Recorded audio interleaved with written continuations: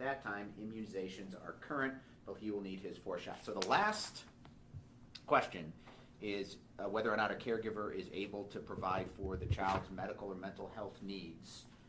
And on January 4th, is that the day that the investigation is closed? That is. All right, looks like there's a call to Dr. Larkiner, who's the primary care physician for AJ. Correct. And they say he hasn't been seen by us in 2.5 years. That would be correct. And he's 5 years old. That is correct. Half his lifetime. That would be correct. And Parker hasn't been seen for 2.5 years. Correct. So since he was about 6 months old. That would be true.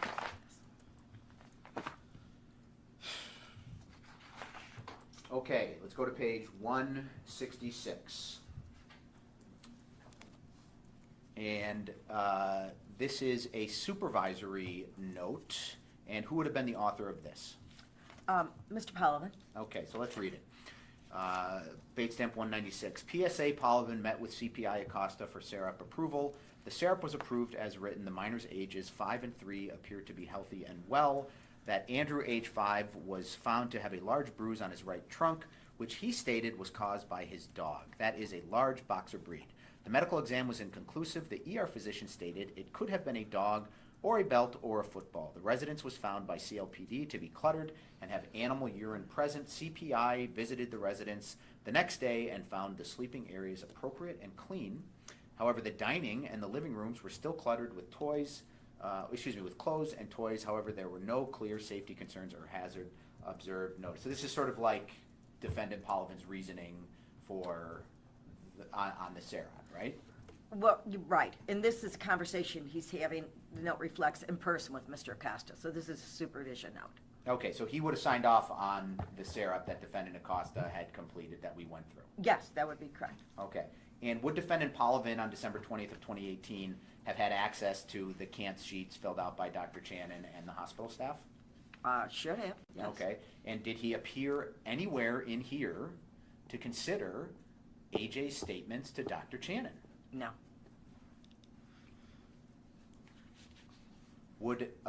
And he was the supervisor on the A and the B sequence. Correct. So presumably he would have had access to those. Correct. Okay. Would he have had access to the lead sheets?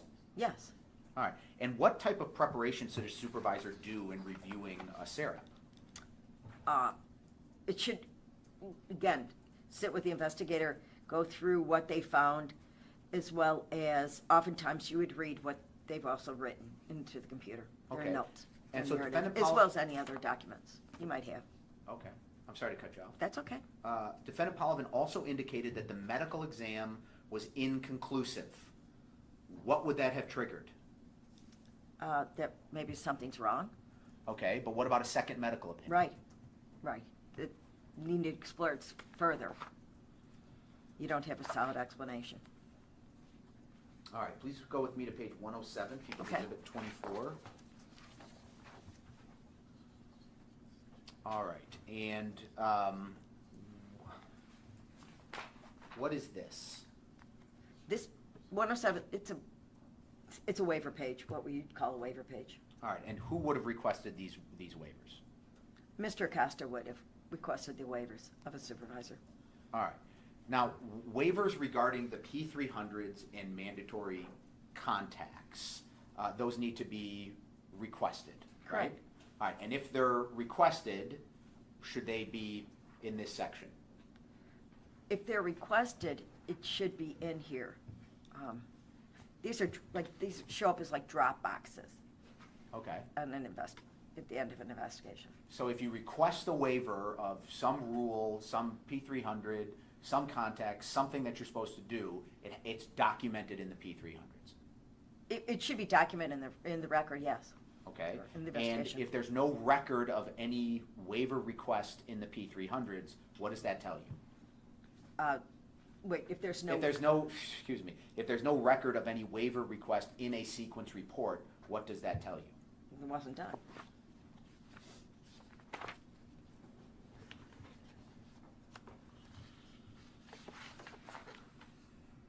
Okay, please go with me to page 108. And what is this? This is Mr. Acosta's, it's a supervisory note that's written by Mr. Acosta. It's titled even Initial Supervisor Contact.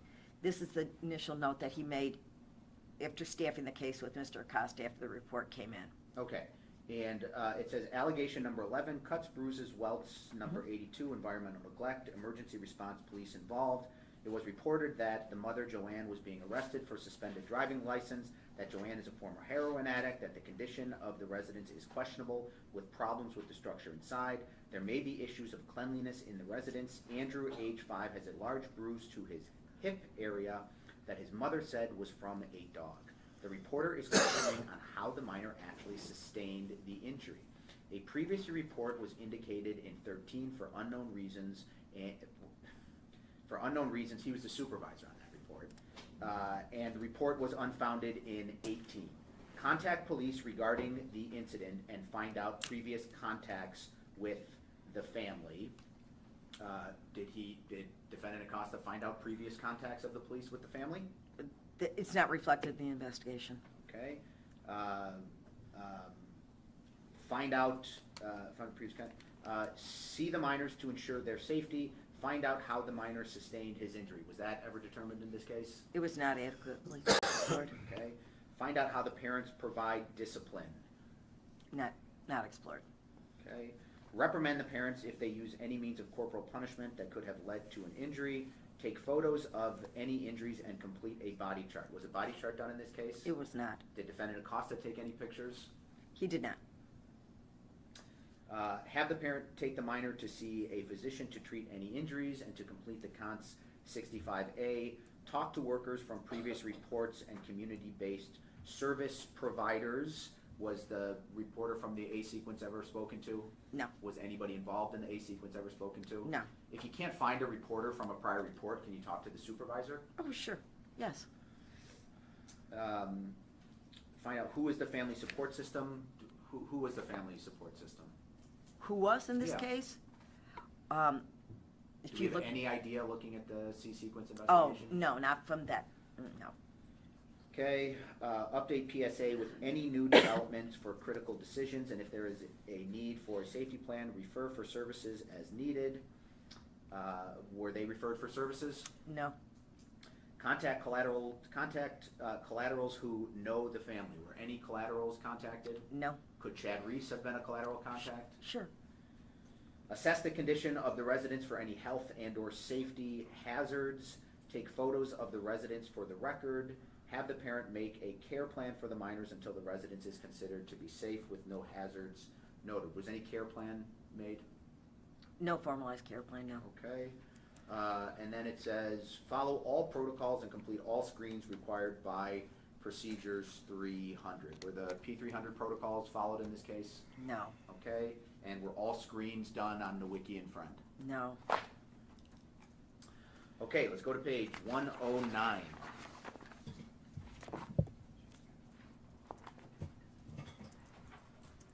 This is section 300.70. The section 300.70, that deals with supervisory That's responsibilities. correct. That's Okay. correct. So let's take a look here. The child protection supervisor plays a crucial role in the investigation of alleged abuse or neglect of a child by providing guidance and instruction of child protection staff throughout the life of the investigation. The duties and responsibilities of the child protection supervisor are comprehensive and extensive.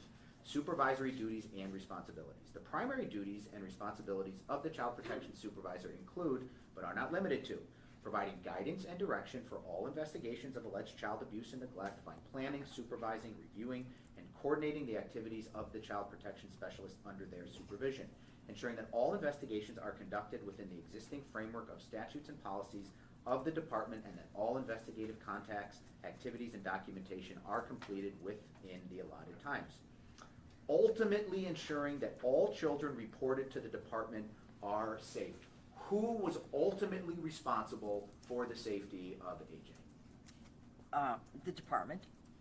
Okay, but who in the department was ultimately responsible based on this? Mr. Acosta, and then by nature of being a supervisor, Mr. Polovin. Please turn with me to page 110. This is 300.50.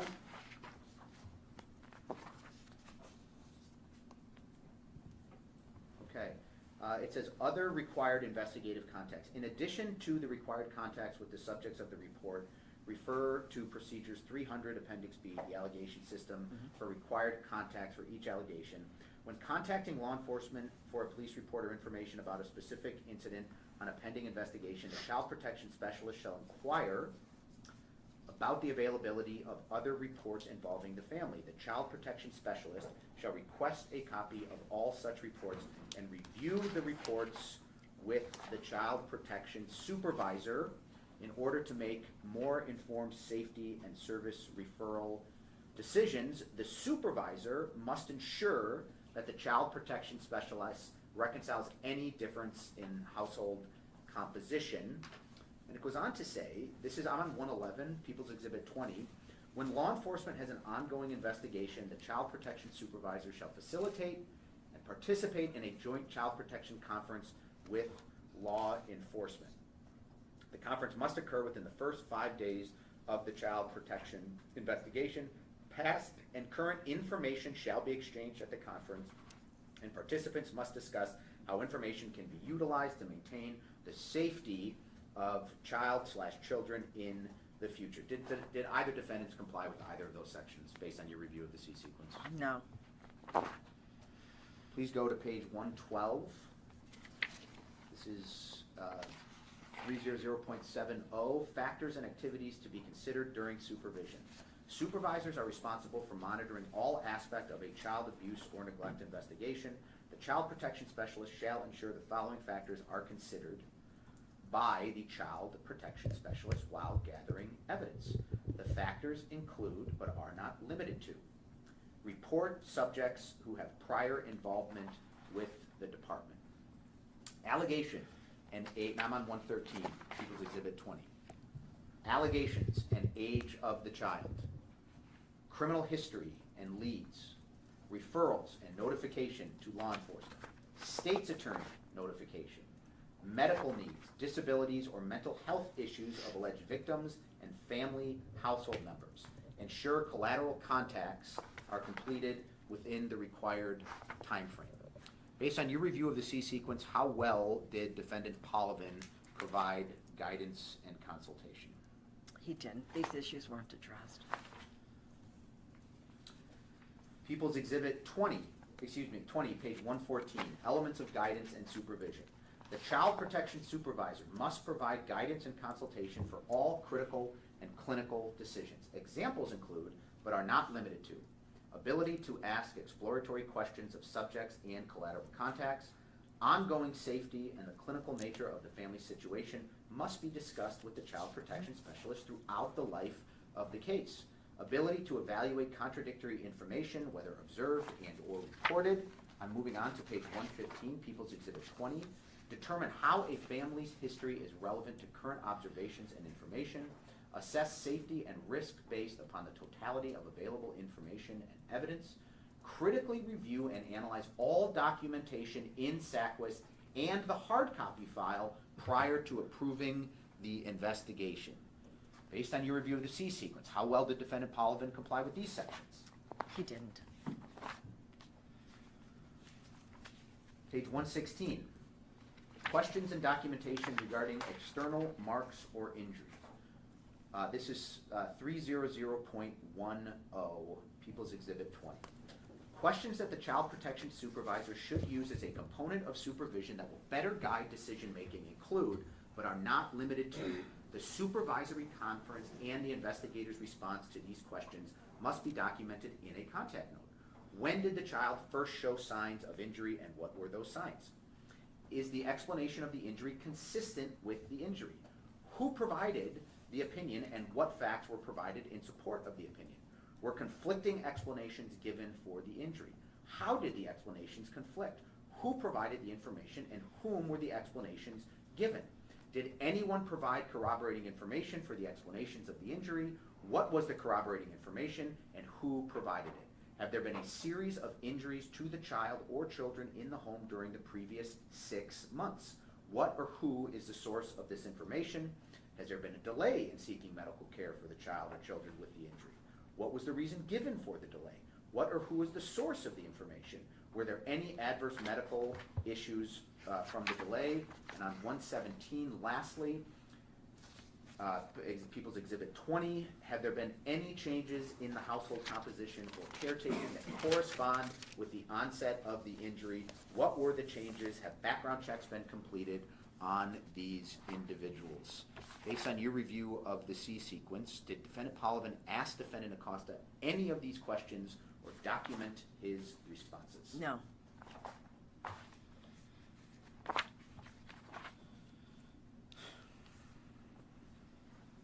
Okay, moving on to page 118, we're almost done. PSA, could you tell me, it's People's Exhibit 24, the C sequence? Excuse me, I don't have page 118. Well, you can have mine. Judge, do you have a page 118? I do. Okay, sorry. You guys have a page 118? Yep. Yeah, we're good.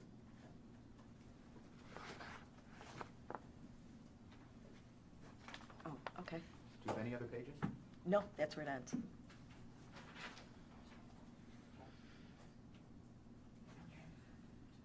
Okay.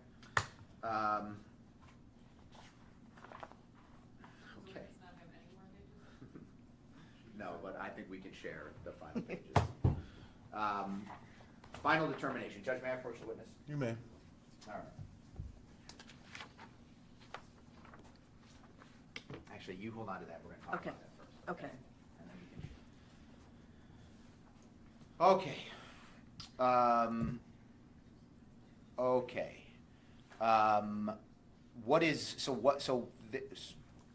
What is the document that you're holding, page 118? This is a supervisory note. It is noted as a final supervisory note from January 4th, 2019, 11:30 a.m. from, it's in person with Mr. Acosta and Mr. Polovin. Okay, and so let's go through the timeline. So let me just read this. So PSA Polovin met with CPI Acosta for final supervision report for number 11, cuts, bruises, welts, environmental neglect, police involved. It was reported that the residence was allegedly in poor shape, and Andrew 5 had a bruise on his right hip that he said occurred from the pet dog jumping on him. The police did not feel this was accurate and at the time took protective custody. The police initially became involved when they learned that the mother had been driving on a suspended license. The police met the mother at the residence and felt the condition of the residence was in poor shape. There was construction going on in the residence. The mother took Andrew to the ER regarding the mark on the hip. The treating physician could not say one way or the other how the minor sustained the injury. However, since the minor said the injury occurred from his dog, the conclusion is that it was not likely caused by abuse or neglect. Therefore, there was not enough evidence to indicate it. It is recommended to be unfounded. All waivers approved. Public Service Administrator PSA conducted final supervision with Child Protection Investigator CPI regarding this case. PSA agreed with CPI's recommended finding. Okay, so let's go through a timeline. So on December 18th, 2018, the main players were interviewed, right? Correct. Okay, so that's Cunningham. Yep. All right. Yes. AJ, Yes. Parker, Yes. Dr. Channon, Yes. Officer Shipbaugh, Yes. after AJ, and then AJ was brought to the hospital. Correct. Okay. 2019, Defendant Acosta goes to the home and interviews Friend. Correct. Okay, so that's the next day. Correct. Right? That is correct. Okay. 2020, we have an interview of Kathy Gold, that 2-sentence contact note about the B sequence. Right. Okay. And then nothing else is done between 2020 and January 4th of 2019. That is correct. Excuse me. Nothing else is done between December 18th, 12/20 and January 4th, 2019. That is correct. Okay, so now at 11:30 on that day, Defendant Acosta and Polovin, he talks to Defendant Polovin and gets permission to close the case. Yes. Okay. And what time was this document created? It was created at 11:42 Okay. a.m. same day. All right, and what time was the contact note? What time was the contact? 11:30 on the 4th of January. Okay, so it's a 12-minute, at best, consultation. Fair to say yes. And the case was unfounded. That's correct. All right, and does it appear to be unfounded because AJ said the injury was caused by a dog? That as well as, let me go back into it. Also because the treating physician could not say one way or the other how Minor sustained the injury. Okay, so we have treating physician could not say one way or the other. AJ said it was caused by a dog. Correct. Okay.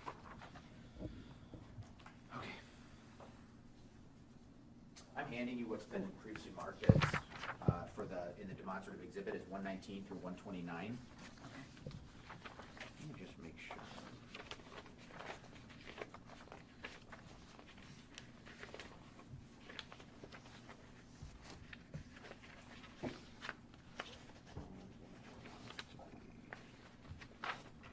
Good. Okay. Gotcha. No, that's fine. You can keep that. Keep it? Okay.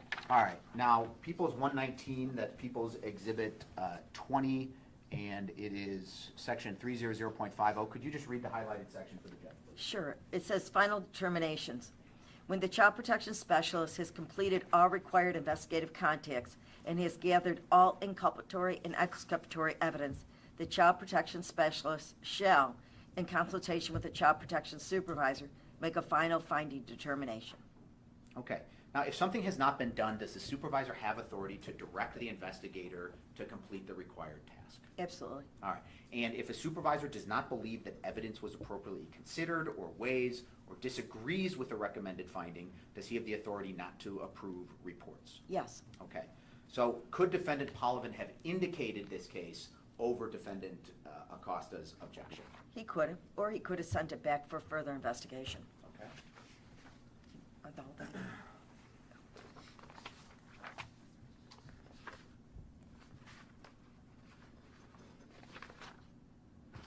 Okay, assessing factors, let the record reflect I'm holding in my hands pages 120 and 121 of the demonstrative exhibit. This is People's Exhibit 20, P300s, 300.50, page 25. Could you please read the highlighted sections of those two exhibits? Okay. It says, assessing the credibility of evidence. For purposes of making child abuse and neglect investigation decisions, this is in quotes, credibility of evidence means the likelihood that information gathered during the course of a child abuse and neglect investigation is accurate. The child protection specialist and supervisor must evaluate the value and relevance of case information to determine what information is credible and can be used as evidence. Number one, factors affecting the credibility of evidence obtained from all sources. When determining investigative finding, the credibility of each piece of evidence must be evaluated according to the factors below. This is bolded. The more credible the information, the more weight the information should be given in reaching a final finding. Factors affecting the credibility of evidence include, but are not limited to, the following: corroborating evidence, I'm saying that bad, is evidence that supports someone's prior statement or other evidence that may point to a certain determination of fact. Evidence is more credible than information that has not been verified or supported by independent sources.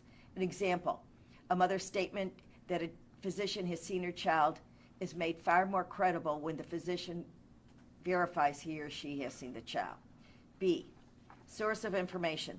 The more direct the source of the information that serves as a basis for a source's opinion, the more reliable is the opinion. Hang on. C, direct interest. Information from a source who has something to lose or gain from a particular investigative outcome may be less credible than information from a source that has no direct interest or bias in providing an account that may not be accurate. D, basis of knowledge. When a witness gives information to a child protection specialist, it is critical to determine the basis of the witness's knowledge. Okay. So when making ultimate decisions like on founding or indicating an allegation of abuse or neglect, that's the guide that supervisors and investigators, is that the guide that they need to follow? Yes, that's why it's provided. Yes. Okay. I'm holding 122 in my hand. Okay. This is page 122, People's Exhibit 20, 300.50. And Ms. Ruzicka, could you just read the highlighted section? Sure. It says factors affecting the credibility of evidence obtained from adult non-professional sources. The credibility of information obtained from non-professional sources, especially subjects of investigations, must be carefully evaluated. Particular consideration must be given to any direct interest non-professional sources may have in the outcome of an investigation. This is in bold. When weighing the credibility of a non-professional source's evidence, there is no substitute for independent verification of the evidence with additional sources. Factors influence the degree of credibility of information provided by non-professional sources included, but are not limited to, consistency. Information provided in a consistent manner is more credible than information reported inconsistently. For example, a non-professional source that provides, in bold, a significantly different description of an incident to a police officer or a physician than the account given to the child protection specialist is less credible than a person whose description of the incident remains constant. In order to verify the consistency of any previous obtained statements, it is critical the child protection specialist not share information obtained from other sources with a source being interviewed. Next, plausibility. A plausible statement is one that is superficially fair or appearing worthy of belief but requires further investigation. Okay. This is page 123, People's Exhibit 20. Okay? And I got this one, so I'm just going to read it Okay. for us. And it is evidence that a child's account of facts has been influenced by others. A child's information is more credible when the child is interviewed out of the presence of others who have the ability and motivation to coerce, coach, or otherwise influence the child's statement. The child protection specialist and supervisor should discuss any concerns regarding attempts to influence a child's statements and motivations to do such. This discussion should be documented with a supervisory note during the course of regular supervision and again at the time of the final finding determination when assessing all evidence. So you had talked about how sometimes children try to protect parents. Sure. By not telling the truth. Yes. Okay. Are DCFS agents trained on that? Yes. All right. And did it appear, based on your review of the C sequence, that Defendant Acosta and Defendant Polavin discussed their concerns regarding attempts to influence a child's statements and motivation to do so? No. Was that documented? No, it's not documented. Was there evidence that AJ's statements were manipulated? There's things to suggest they could have been.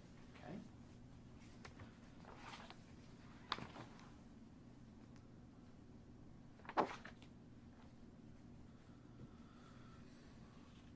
Okay, this is 124, People's Exhibit 20. Okay. Page 124, allegation 11, Appendix B. I got this one too, so I can read it for you. Gotcha. The location of the cuts, bruises, welts, abrasions, or oral injuries, accidental bruises are frequently seen over bony prominences, such as knees, shins, forehead, and other exposed bony surfaces. Facial bruises or bruises located on padded areas, such as the torso, buttocks, cheek, genitalia, or on relatively protective areas like the earlobes, neck, upper lip, or on soft areas such as the stomach are highly suspicious. Was the injury to AJ located on his torso highly suspicious? Yes. Are DCFS agents trained on this? Yes. Yes. Specifically, yes.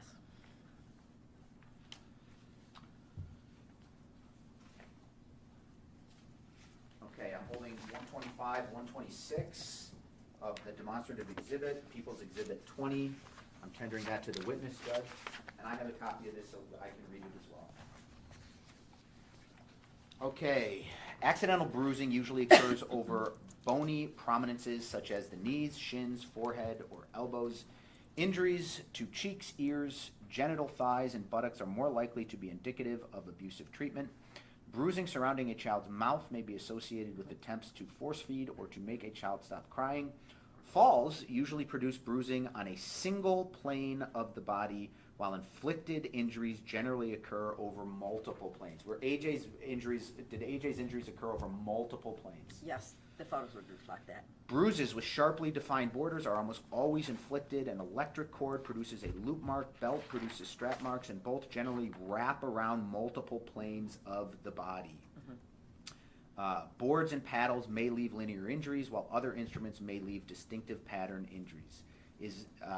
Is there a previous history of abuse and neglect, or do persons interviewed report previous injuries to the child? Is the explanation of the injury consistent with the injury? Consistency may be determined either through an analysis of the injury by a medical professional or through consistent explanation of the incident obtained by the witnesses of the incident across the settings. Did I read that right? Mm-hmm. Yes. Oh.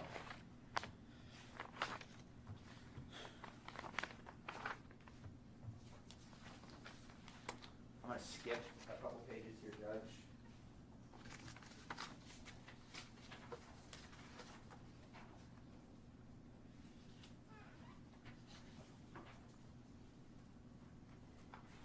And I'm just going to, I have 128 and 129 in my hands of the demonstrative exhibit. And I have these, so this is P300's 300.130. Okay.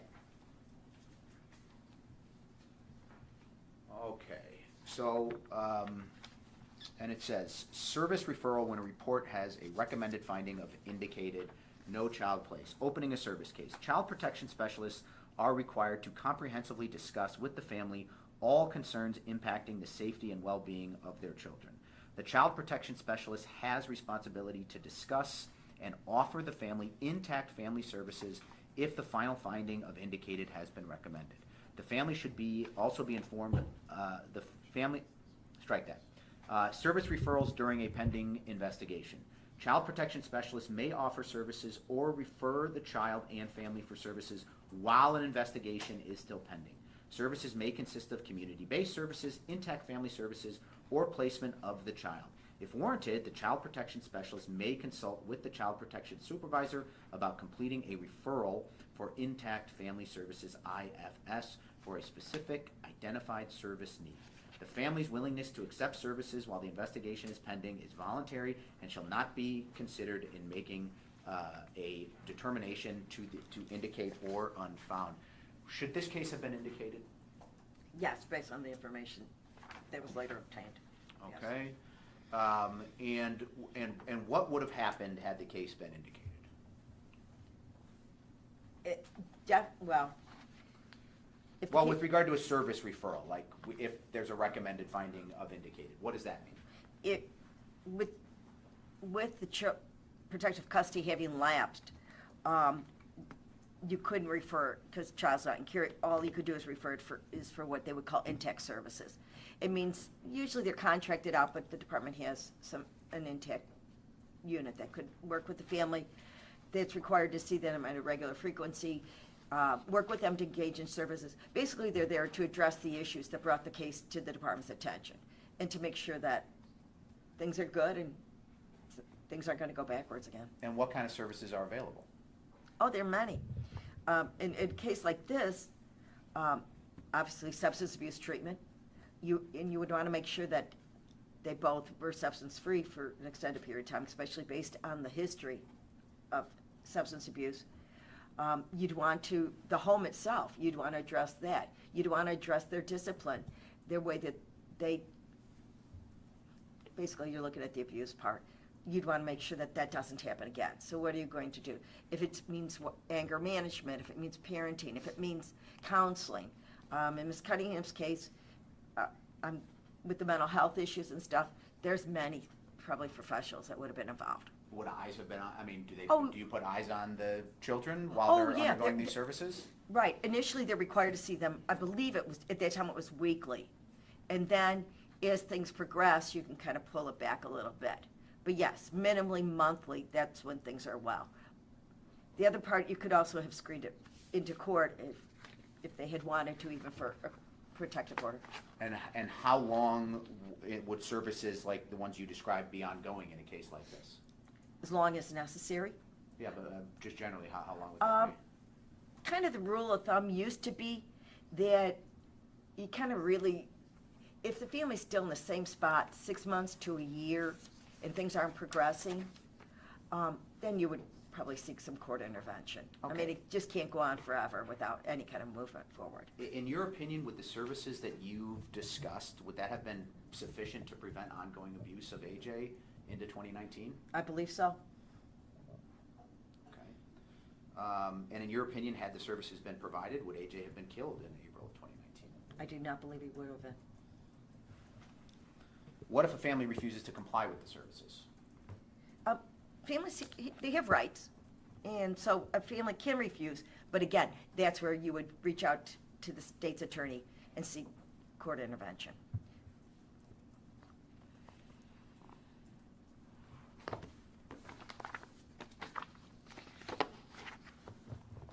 I could have a moment, please, Judge? Okay.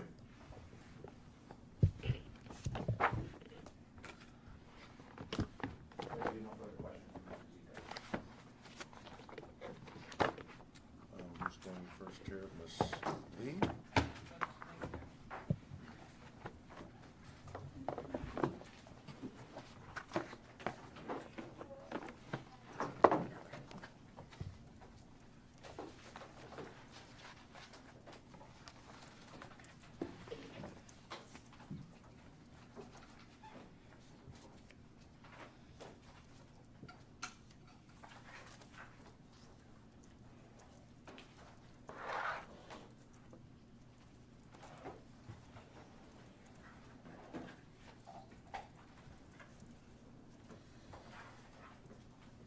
Good afternoon, Ms. Rosika. Good afternoon.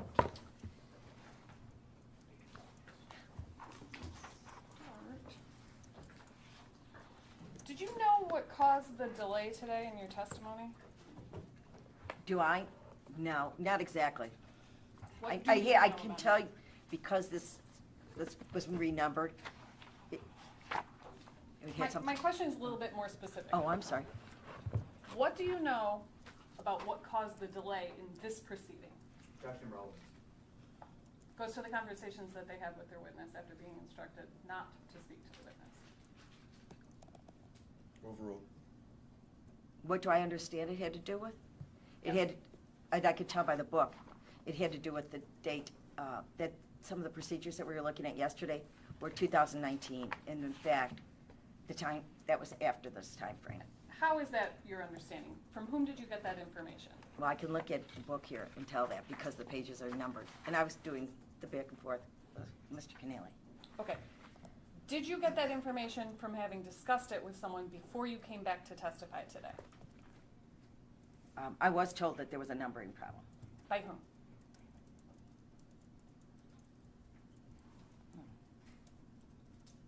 I'll be honest, I don't remember. Was it one of the 3 attorneys sitting at the state's table? No, Was it someone from the state's attorney's office? I don't know if that person was. I'm sorry, I just don't know. And what specifically were you told about the numbering problem? That it had to be renumbered. What's it? The books that everybody's in the judge's copy. Were you told that it was about a distinction between old procedures and new procedures? No, I knew that. Okay. That goes to my next question, because Sure. you testified to certain sections of the P300s yesterday, correct? I did. When I say P300s, that's procedures 300. That is correct.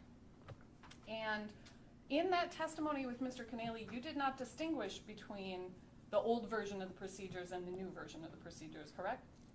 No, I did not. You were testifying from a current version that did not exist in December of 2018 yesterday, is that right? What I was looking at was from 2000, yesterday was from 2019, correct. So as you offered that testimony, you knew that that version of the Procedures 300 was not in effect in December of 2018. This is the same, they're the same procedures as we went through today. But the new version of the procedures is not the same as the October 2015 volume, correct? In total? Are you asking total? No, there are obviously changes. And they're substantive changes, correct? I'll be honest, I'd have to go back and refresh my memory. I don't remember what the changes were, the substantive changes between 15 and 19.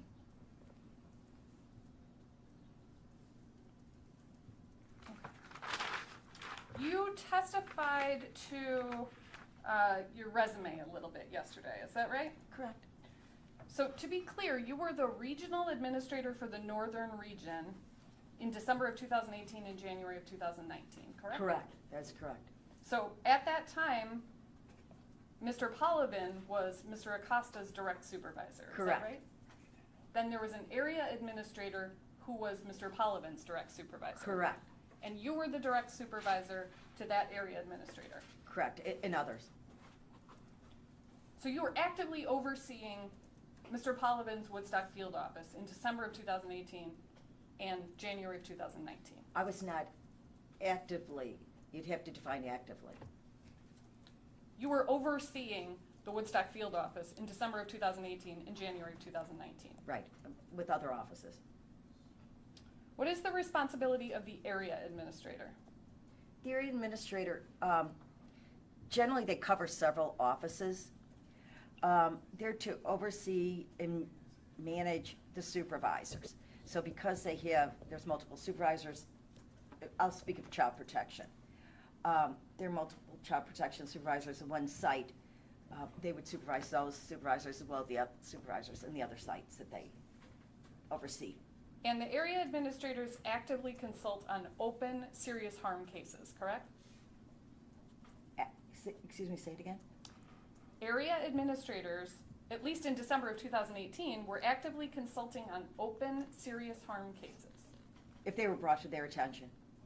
Wasn't there a weekly telephone conference with the area supervisor about open, serious harm cases? I don't remember that. What's the definition of a serious harm case? It could be anything from, it depends on factors. It could be the age of a child, what the injury is, how many injuries a child has, regardless of their age, locations, how they were how it happened, how it was inflicted. There's specific criteria in the Procedures 300, correct? Sure. This case did not constitute a serious harm case when it came in December of 2018, correct? Are you asking my opinion? Under the criteria in the Procedures 300, as a certified expert in those procedures, this case was not a serious harm case in December of 2018. Not on face value, no.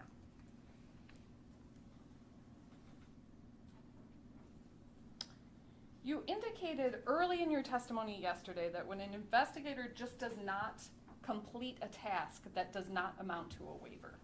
Was that your testimony? I'm sorry, could you say that again? Yes. Yesterday in your testimony, you indicated that when an investigator just does not complete a task, that does not amount to a waiver of it. Correct. Okay. When an investigator is doing final supervisory review, any missing or incomplete contact, documentation, or activity has to be completed or waived, correct? Should be, yes. And in fact, your computer system, the department uses a computer system by the name, or using the acronym SACWIS, S-A-C-W-I-S, correct? That's correct. The computer system of the department has prompts that require the supervisor to specifically waive mandatory investigative steps, correct? But there are other additional prompts besides that screen. Or excuse me, there's other additional waivers besides what's on that screen. Okay, but my question is about the prompts. Okay? The computer system of the department has a prompting system that requires the supervisor to specifically waive mandatory investigative steps that have not been completed, correct? There's minimally. What does minimally mean? It means that that's meant to be a prompt. It's not meant to be all-inclusive. If it's not on there, there's still other tasks that need to be done that would need to be waived if they weren't done. Just because it's not on that checklist doesn't mean that you just, doesn't have to be done. Okay. The mandatory investigative steps, if they're not completed or marked in the computer system as completed, generate prompts for the supervisor to waive them. Is that correct? I'm sorry, say it again, I'm sorry. The mandatory investigative steps, Mm-hmm. if they are not marked as completed in the computer system, generate prompts for the supervisor to waive them. Not all. Which ones do? Which ones do? Yes. Generate Which prompts? mandatory investigative steps generate a prompt for the supervisor? For example, if you didn't talk to like a medical personnel or police, if you didn't do that, a prompt, it would show you on the prompt. Is there, maybe I'm not understanding it. Do you know which mandatory investigative steps create a prompt or generate a prompt in the system and which ones do not? The prompts are in there. It's based on the allegation. The prompts are at the point of the inception of the investigation. Prompts exist. Okay. I think we're talking about different parts of the computer system Okay. and different inputs. Okay. Because mine is with respect to the supervisory review at the end of the ultimate determination. Are you talking the waiver boxes? I'm talking about the SACWIS system and the Mhm. automatic prompt system. Okay. Within SACWIS, you Mhm. agree with me that that computer system generates prompts for the supervisor as they're doing their final supervisory consult, correct? There are prompts, yes. Okay. As you sit here, you testified that not all mandatory investigative steps generate a prompt. Is that correct? That's correct. As you sit here, can you tell me which ones do and do not? That typically do not. You wouldn't have a prompt, for example, in referring the child for a second medical opinion. Those having a child be forensically interviewed, those are not, if my memory serves me, those were not prompts that showed up on there. And that's because those aren't mandatory investigative steps under the allegations, correct? But they are. Some of those are mandatory in light of the information. We'll get to the allegations Okay. later.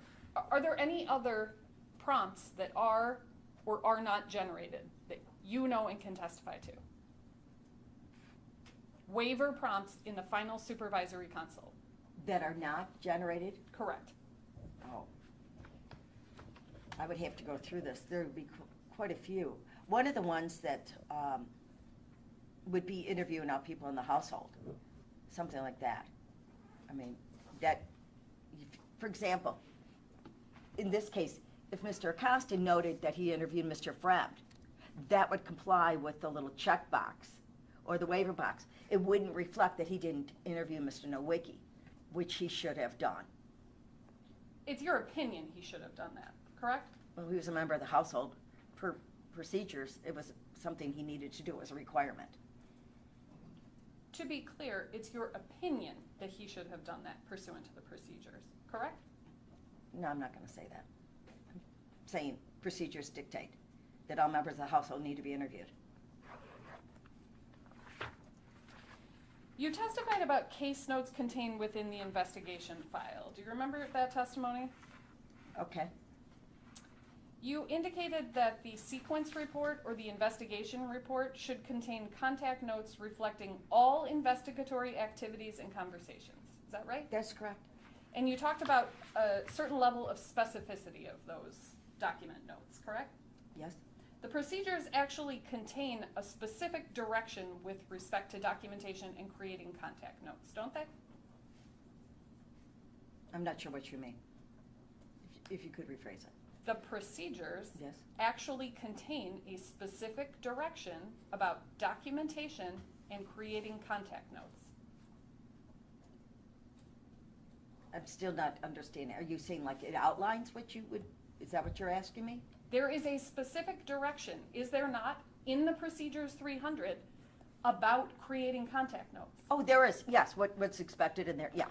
And that specific direction actually provides that a completed contact note should contain a summary of the facts obtained during the interview, a description of alleged injuries, a description of environment, and any identified communication issues. Is that correct? I don't remember that. That's not the way that we were trained. It was never a summary. So you disagree with how a contact note should No, be created? I'm just saying. Ma'am, if you could let me finish I'm my sorry, question. I apologize. So you disagree with the way that the Procedures 300 direct you to create a contact note? No, I'm not disagreeing. I'm just saying it's just not just a summary. You would want to put a quote in there. You'd want to put something specific, not just a generalization. You referred to the Procedures 300 as mandatory. Correct. You indicated they were created by the department, correct? Correct. You referred to them as the Bible, correct? Correct. Okay. But you disagree with the specific direction contained within there about how to create a contact. No, I'm not disagreeing with that. I'm saying it needs to be more than just that. That's minimal. Would you agree that the contact notes in this sequence investigation report contain summaries of each of the contacts? I would say yes, I probably do.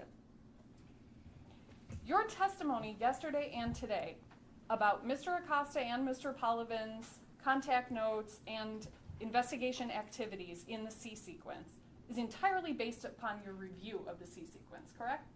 Right, I did review the case.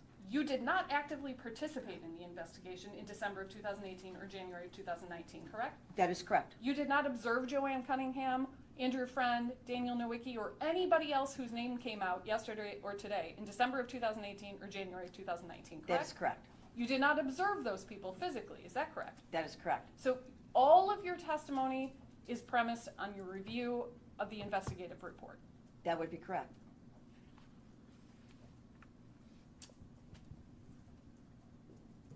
Mr. Acosta, his participation in the C sequence, the investigation in total, was within his official capacity as an investigator, correct? Yes. He wasn't there as a private citizen. Oh, correct, correct. You answered some questions about the C sequence.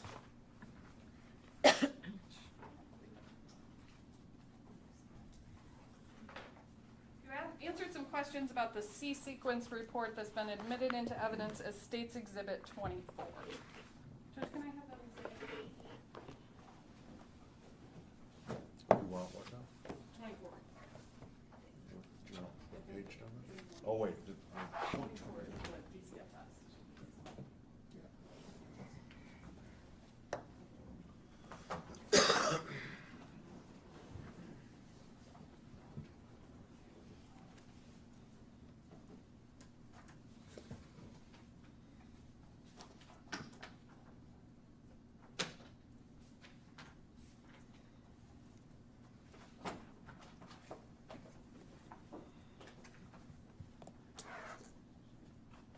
I'm handing you a copy of what's been admitted into evidence as State's Exhibit 24. Do you recognize that to be the C sequence investigative report?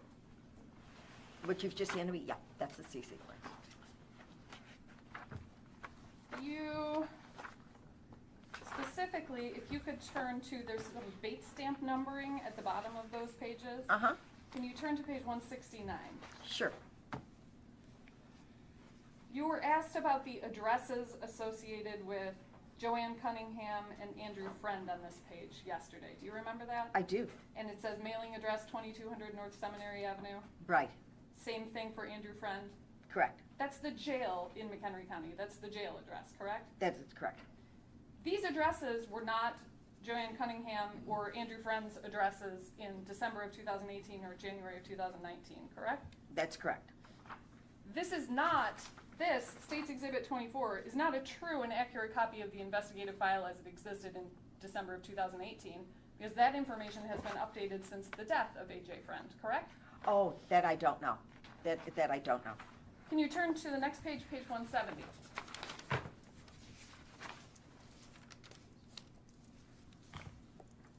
At the top of the page, do you see the subject identified Andrew Friend? That's AJ, correct? Yes, I see that.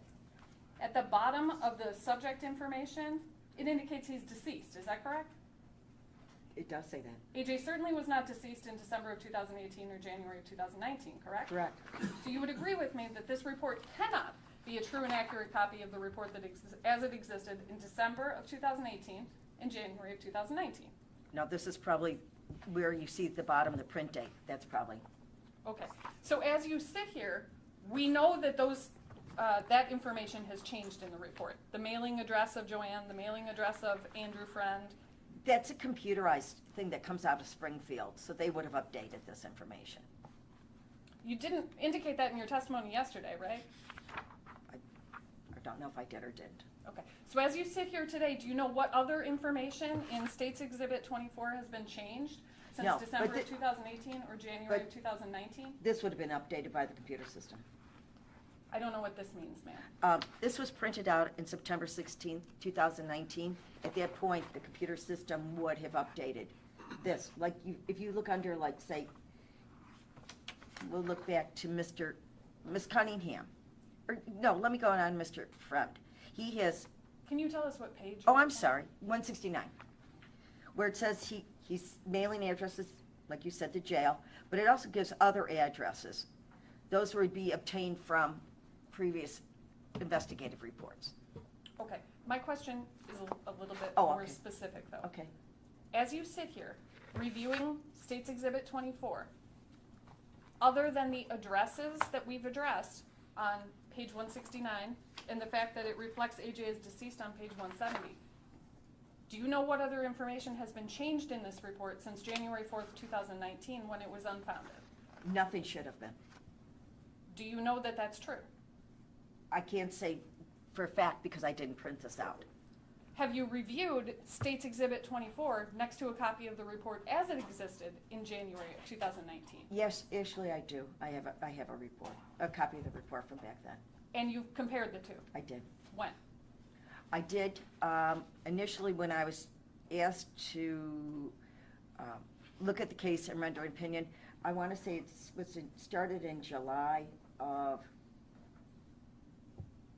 maybe 21. If you've already reviewed the two reports next to one another and knew about the differences, why were you confused by them today? This is not in the initial, this is not in the report as it was printed out back in the day. This information about being deceased and stuff, this is different. This You is mean like- different from the reports that you previously compared. Is that your testimony? Correct. The one that was generated from back then, yes. So what report were you comparing that to, if it wasn't State's Exhibit 24? I had a copy of the original report that was printed back before September 2019. Okay. You would agree that that report you're referring to, what you just called the original report, I call it my original. is not State's Exhibit 24? Right, I have copies of information from back in the day when I worked for the department. Copies of department information? Like policy procedures, certain things, yes, when I've been involved in stuff. So was it an error when you said that you had compared the two reports, your original report and this State's Exhibit 24? You have not sat down with the two reports and compared them, correct? I did, initially, some time ago. Initially when? Like I said, about 2 years ago. And you believe you were comparing this report, State's Exhibit 24, to your original report? I'll call it my original, correct.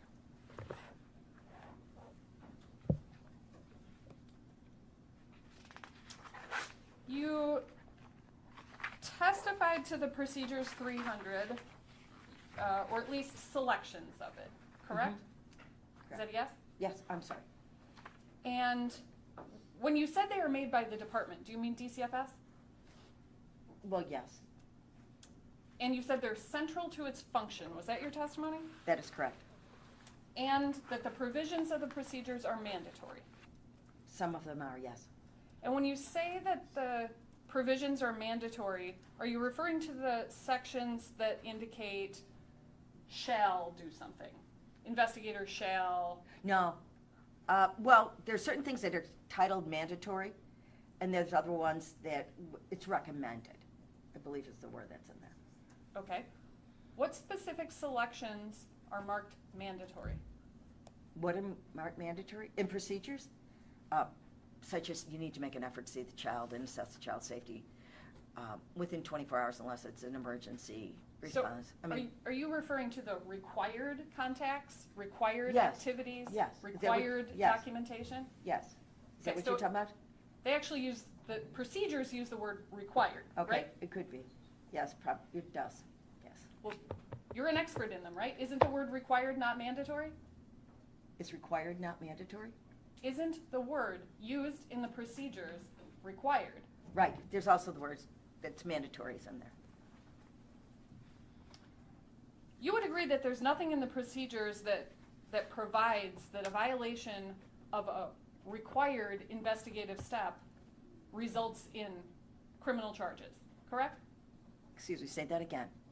You would agree with me that there is nothing in Procedures 300 that indicates that a violation of a required investigatory step results in criminal charges, No, correct? there's nothing that says, no. There's nothing in the procedures, in fact, that reflects any consequence for violating a required investigatory step, right? There are, it's not in the procedures, but there are measures within the department from a disciplinary end, that if things are not done, that The- people can be disciplined. The department has a disciplinary procedure in place It does.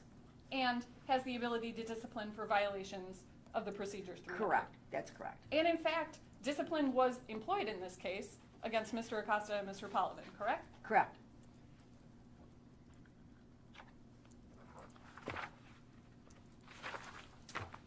The Procedures 300 in total are 274 pages, is that right? Does that sound right to you? It sounds about right. Yeah. And including all of the appendices are actually more than 500 pages. I would believe, yeah, I think that's fair to say. So you would agree that in your testimony with Mr. Keneally, you did not review or cover all of the Procedures 300, Oh, no. only selections from it. Correct. There are timeframes set forth in the Procedures 300. There that are. The investigator and the supervisor and the area administrator are bound by. Is that correct? That's correct. One of those timeframes is that investigations are required to be completed and submitted within 55 days so that they can be closed within 60. Is that correct? That's correct. That deadline under the procedures can be extended, right? That is correct. But having too much to do, too high a caseload, that's not a basis for an extension, correct? It not in and of itself. What it would be phrased as typically was additional investigative tasks need to be completed. It wouldn't be phrased as too high a caseload. It was more germane to the investigation itself. There are more work that needs to be done, more investigative tasks. Because- And that would have been a cause, that would have been a reason to extend it. More investigatory steps, But Tasks. but not having too many cases to cover. That cannot alone be a basis for an extension, That is correct. That is correct.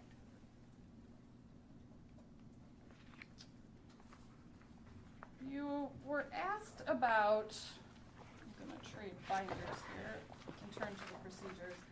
Allegation 11. Allegation 11 is the abuse allegation related to cuts, welts, and bruises. Is that correct? That is correct. Do you want this back? You can leave it there for now. Okay.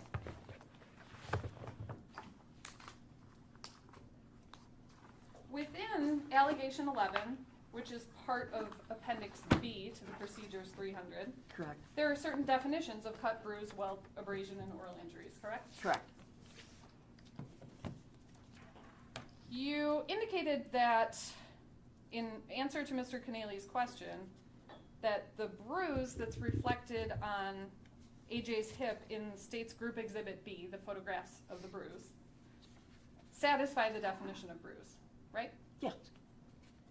But the existence of a bruise in a vacuum doesn't support the taking of protective custody, is that right? In and of itself, no. And the existence of a bruise in and of itself doesn't amount to an indicated finding for allegation 11, correct? Not just the mere looking at a bruise, no. Okay. In fact, the procedures under allegation of harm 11, subsection B, taking a report, B4, indicates not every cut, bruise, welt, abrasion, or oral injury constitutes an allegation of abuse or neglect. And then it gives specific factors that are to be considered when determining whether it does satisfy the allegation. Is that correct? That is correct. And the procedures 300 are filled with these factors to be considered, right? There are, yes, that's correct. Because it's supposed to be directing critical thinking, right? Yes, And the factors to be considered are different for making a protective custody determination, right? yeah, each section has unique ones. Versus making an ultimate finding, right? They could tie in together, but yes, there are, And the procedures 300 specifically, distinctly delineates those factors under taking protective custody, evaluating the report, even in the beginning, evaluating whether it's a good faith report, right? correct.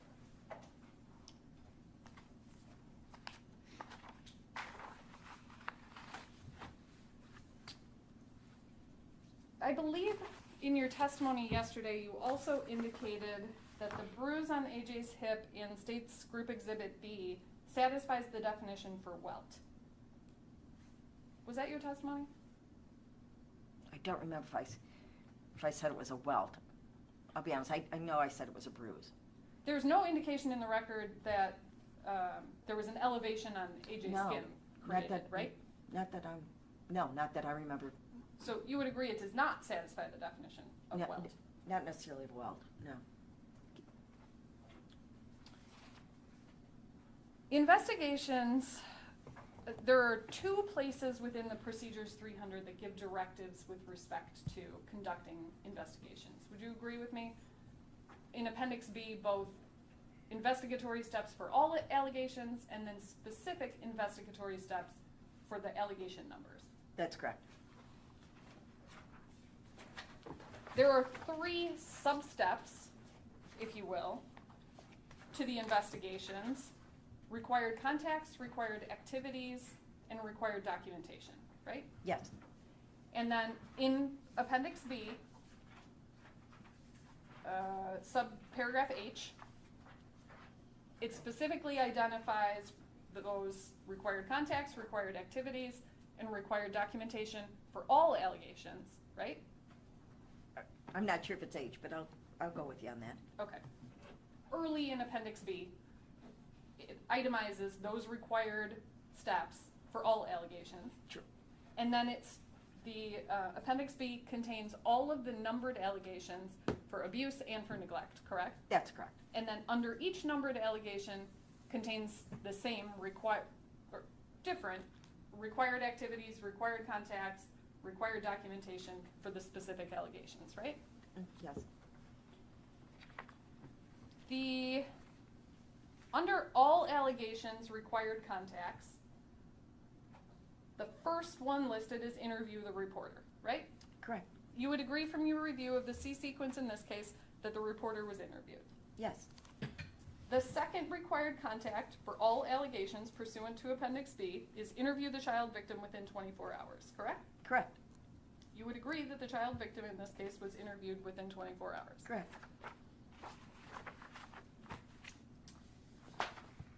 You made reference to specialty interviewing of the child. You're familiar with the Child Advocacy Center in McHenry County? I was at that time. What time is that? No, I mean, like, I can't tell you what it is right now, but back, In when I was December working- of 2018. yeah, when I was working with the department, I was familiar with it. Okay. And it's victim-sensitive interviews that are conducted at the Child Advocacy Center, is that correct? That's correct. And you indicated that one of the reasons that the Child Advocacy Center, or CAC, exists is so that there's only one interview of the child, right? In theory and in design, yes, so multiple parties don't keep interviewing the child over and over and over. And that's because the more times a child is interviewed, the more unreliable the child's statements become, right? Could potentially, yes.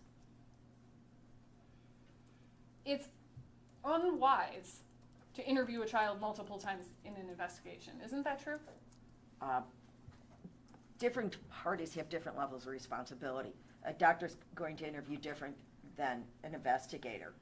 But if there's concerns from an investigator, let's say in this case, and a doctor, where there's a question about it, then you would refer it over there. Sort of not have people just keep going back and forth. Okay, but my question is really okay. specific with respect to multiple interviews. It is unwise to interview a child multiple times in an investigation. Isn't that true? Preferably, yeah, you'd prefer not to do that. And it undermines the statements that are being elicited each time a child is interviewed, correct? It could or it couldn't. I mean, it depends. A child could feel more comfortable talking to one person over another and then disclosing more to that person, even if that was the second person that interviewed him. But you would agree that whatever comes out of the fourth, fifth, sixth interview is being undermined by the statements that were made in the first, second, third, and fourth, right? You wouldn't interview a child that many times.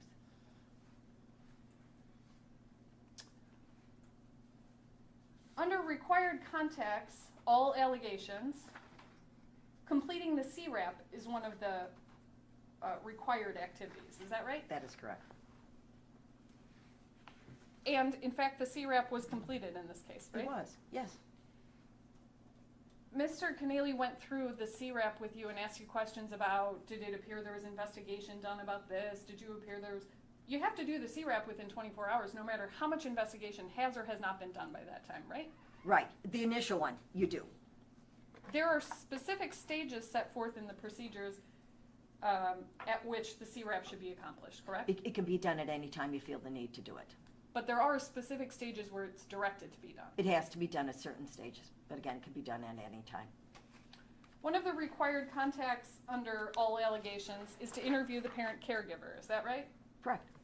And that was done, Joanne was interviewed, correct? Ms. Cunningham was interviewed.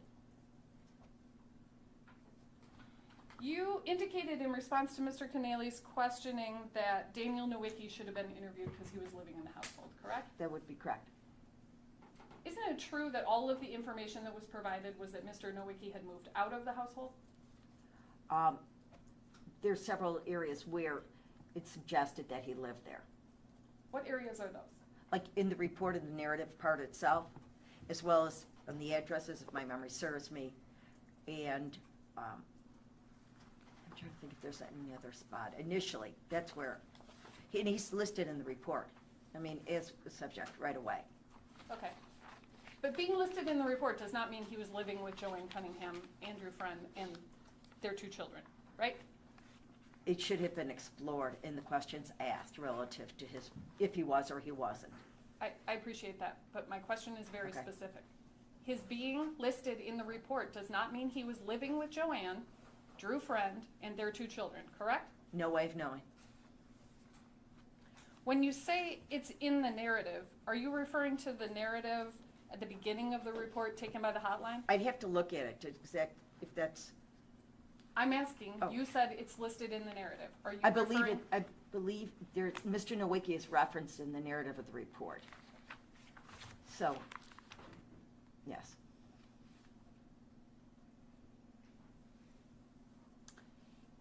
Drew Friend was interviewed. You would agree with that, correct? I would agree. Mr. Acosta attempted an interview of Parker. You would agree with that, correct? I would agree.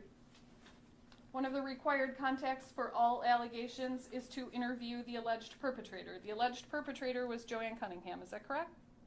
Yes, as the report came in.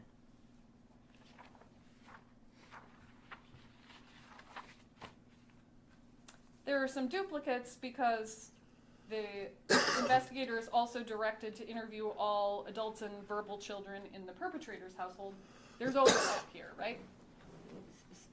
Say it again, I'm sorry. The child victim's household and the perpetrator's household are the same, right? Correct, that's correct. So those boxes are ticked because they overlapped.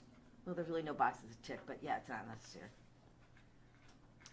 One of the required contacts is to interview the victim's primary medical provider as well as any other medical providers. Is that correct? That would be correct. Mr. Acosta spoke with Nurse Ferguson at Centegra. Is that Michelle? Is that correct? Is that Michelle? It was listed in the note as Michelle. Is that? Are you referring Oh, to I'm sorry. the I'm thinking Dr. pediatrician's Letner. nurse? Yeah. Okay, sorry, my mistake. I'm talking about Centegra where the medical evaluation was done. Okay, You would agree from your review of the C sequence that Mr. Acosta spoke with the nurse at Centegra. I don't remember if he spoke directly to the nurse. You would agree that he spoke with Dr. Chandler. Yes. you would agree that he spoke with the boy's pediatrician's office, Dr. Larkner's office, right? Correct. One of the required contacts under all allegations is if the police conducted an investigation, interview the police source. Is that correct? Interview the police source? Yes. And that was done in this. He did this interview case, the right? officer. Right. The police did not charge Joanne with domestic battery, correct? I do not believe they did. In fact, their police investigation was closed on December 18th, 2018, when they charged her with driving on suspended license and released her, right? That is my understanding.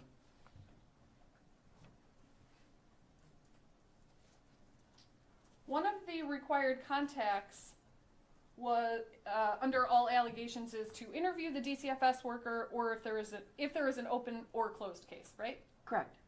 And your review of the C sequence report reflects that, in fact, Kathy Gold, the B sequence investigator, was interviewed, correct? Kathy was interviewed.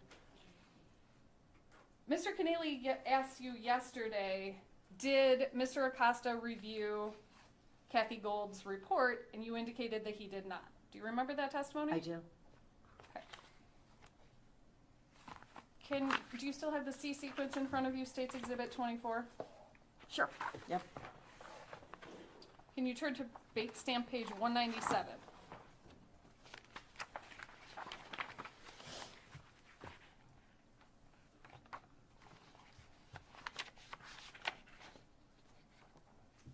Okay. Yes. Would you agree with me that Mr. Acosta's contact note about his interview of Kathy Gold says, spoke with prior CPI, she confirmed details of the prior unfounded report? That statement is what's typed there. Yes. Okay. Notwithstanding that statement, you are testifying for certain Mr. Acosta did not review her report. There is nothing to reflect that Mr. Acosta reviewed the prior sequence report. And that would be what should have been done. It should have stated that he reviewed the prior report. So you believe that that mandatory activity would have been better accomplished by indicating specifically report reviewed, she confirmed the details of the report? It's both. He should have noted that he reviewed the prior report, and then he should have interviewed Kathy as well. And Kathy could have confirmed just what he wrote, confirmed the details of the prior, but he should have reflected that he read the prior report. And you believe that by only reflecting that he spoke to her and she confirmed the details of her report, that he violated that required investigative step? Right. The department's position, if it's not documented, it did not happen. Is that a written position? No, but it's been the mindset of the department that things have to be documented. Documentation is critical and important. There's no proof that something was done if it wasn't documented. But that's not in Procedures 300, right? No, that's the practice. But procedures do say you have to document.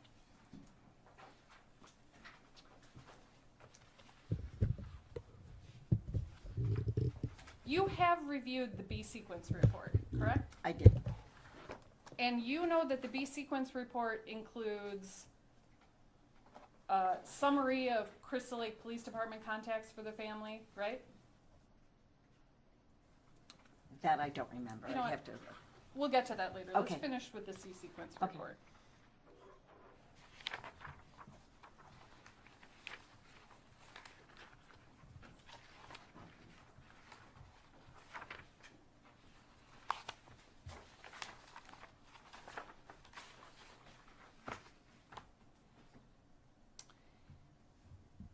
Under all allegations, required contacts, after the itemization of all of the contacts that are required, which is subparagraphs A through W, there is a catch-all paragraph, X, that indicates a waiver of any of the above requirements must be approved by the child protection supervisor, correct? That's correct. Because all of these activities with respect to all allegations are waivable, correct? There are certain things that are waivable, certain things that are not. And where would it reflect in Procedures 300 what is not waivable? If it doesn't say it's waivable, it's not waivable. Does the catch-all paragraph at the end of all required contacts that says a waiver of any of the above requirements must be approved by the supervisor? I'm not sure what you're referencing, and I don't know if it's specific to an allegation or what you're referring to right now. Great. Can I get State's Exhibit 20? That's the actual procedure. Do we have that?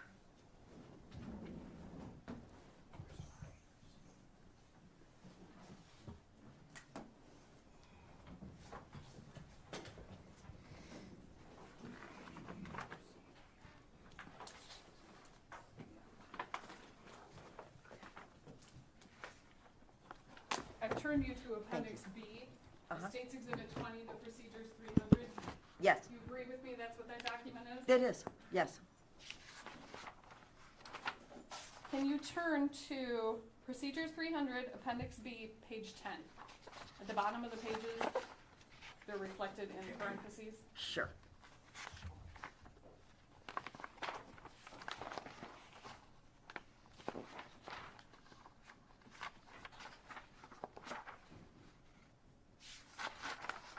Okay, Okay.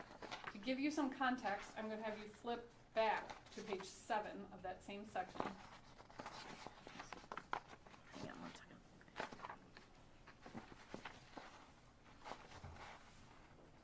Okay, Would you agree with me that we're at Appendix B, subparagraph H, which is contacts, activities, and documentation required for all allegations, subparagraph 1, required contacts, and then flip to page 10, subparagraph X.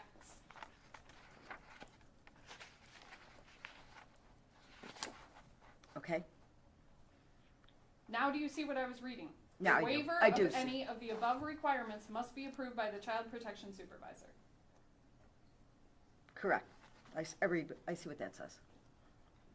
Any of the above requirements, right? The ones that are noted in here. A through W. Yes, that's the way it looks. Okay. Then the next part of that section, Appendix B, subparagraph H, I'm subparagraph s- 2, Sorry, go back. I'm sorry. I'm giving you some foundation. Oh, okay, sorry. That same section, subparagraph H, subparagraph 2 is required activities, right? First it did required contacts, then it does required activities, right? H, required contacts, I see that part. Now go back to page 10. Oh, okay. Required activities, I see where you're Right. going. We were Yeah. under contacts. The next thing in Appendix B is required activities. Right, I follow right? you.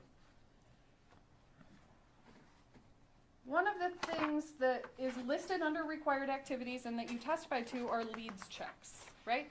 That is correct. That's what's commonly referred to as a rap sheet. Yeah, the department really didn't call it a rap sheet, but yes.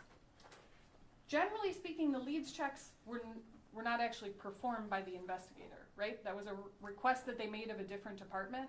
Or, yes, it was not a function that we could, like, pull up a database on. Okay. Is that what you That's mean? exactly what I'm asking. Yeah. The investigator or the supervisor could not go into a computer system and pull the lead sheet. No, right? we had to request it. And you requested that from a downstate department, correct? We did, and at times you could actually even go to your local police departments if you needed it and ask them to run it for you. But yes, The DCFS department that ran it was downstate, and they sent them by regular mail, right? or I believe as this computer got computerized, I believe they came through the computer to you as well. Through the compu- SACWIS? Yes, because there was a little box that you would check on there to request leads. And I believe that they came back through the system. They could. I Do mean, you know if the Woodstock field office in December of 2018 was receiving leads sheets electronically? that I do not know. So it's possible they were still going to the Woodstock field office by mail. It could have. Well, The mail or courier, you know what I mean? The state had couriers. Oh, so it could be driven from downstate to the Woodstock field Correct, and office. couriers came up like multiple times a week. So, yeah, so I'm saying it could have been driven.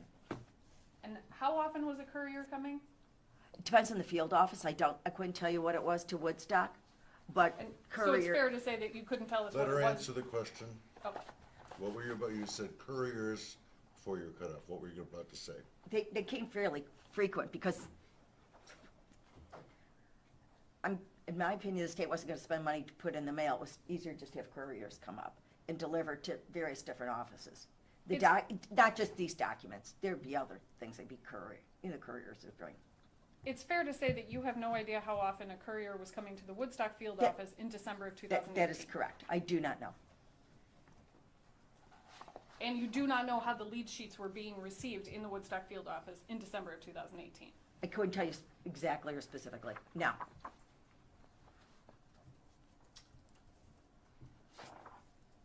You reviewed lead sheets in the state's demonstrative exhibit for Drew Friend and Daniel Nowicki, right? right, am I done with this? You are for now. I can- Okay, that's okay. I'll just put it here. Okay. Thank you. What are the leads? Judge, can I have state's exhibit 30? 30? 30 and 31. Chelsea and 31. All right, and we are about to recess. Just so you know. You can make these my last two questions. Okay, Ma'am, I'm showing you what's been admitted into evidence as state's exhibits 30 and 31. Can you just briefly review those? Sure.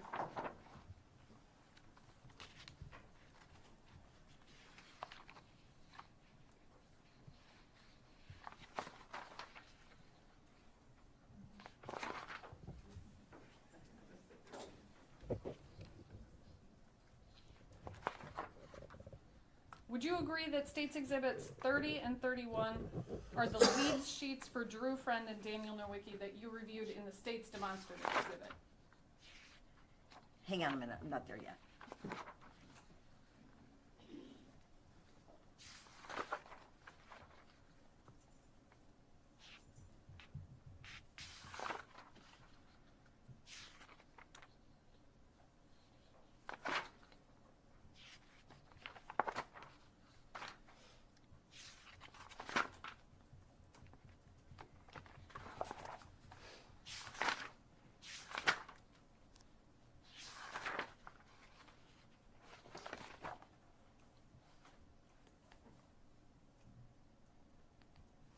Okay. No, I've looked through 'em. Would you agree that state's exhibit 30, let's take them one at a time, Okay. is the lead sheet for Drew Friend run in November of 2020? Let me just check the date. Hang on a second. What date did you say? I'm sorry? It's 10th in November? November of 2020. That's correct. And state's exhibit 31 is the lead sheet for Daniel Nowicki run in November of 2020. Hang on. Yes. Neither of those lead sheets or criminal histories are the ones that would have existed for those two individuals in December of 2018, correct? Right, not in this way. I mean, I can stop there, Judge. okay. All right, it's 5 o'clock. We're gonna take a recess now, and we're gonna start back up at 9:30 tomorrow morning. All right, so the courtroom will be locked up. Okay, very good.